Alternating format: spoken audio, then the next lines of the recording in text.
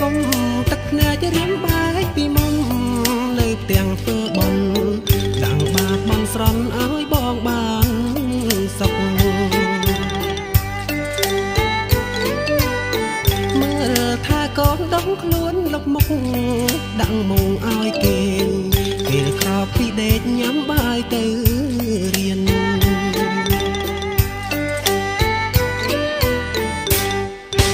មកដល់ដីថៃថ្ងៃត្រង់ក្តៅងុំកម្មករញែកក្រុមចែកងារតាមលំអានរបងមេកាមិនហ៊ានខកខានទួងប្រានហេវហត់ក៏ទ្រាំជីករែកដីសាយអត់មិនដុំមិនហ៊ានសម្រាំងមិនអូនលំបាកនាមជាងសំ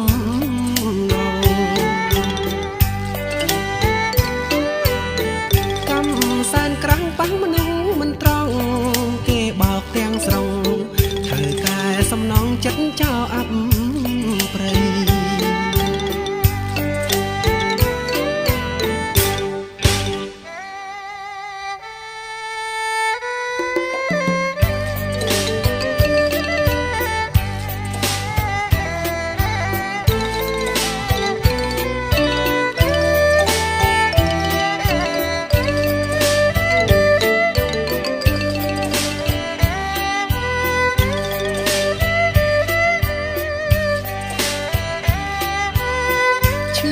ចិត្តណាស់ណាអាណិតកូនប្រពន្ធនៅផ្ទះ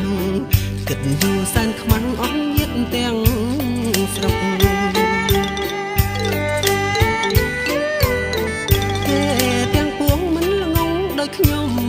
រស់សានសុខដុមគ្រួសារគេជុំរកស៊ីស្រុកឯង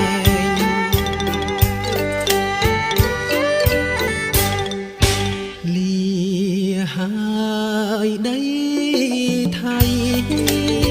ថ្ងៃណាក៏ទុកមិនដែលផ្ដល់សុខឲ្យខ្ញុំ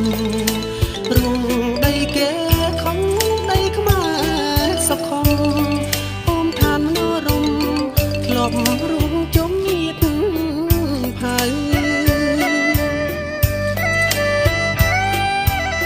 ស្អែកទៅដល់ថាពលកូនពៅថាឪនឹកណាំឪលែងចោលផ្ទះរកស៊ីស្រុកគេឆ្លងបានទៅគ្មានសល់អ្វីទេ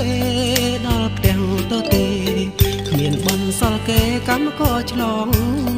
ដែរ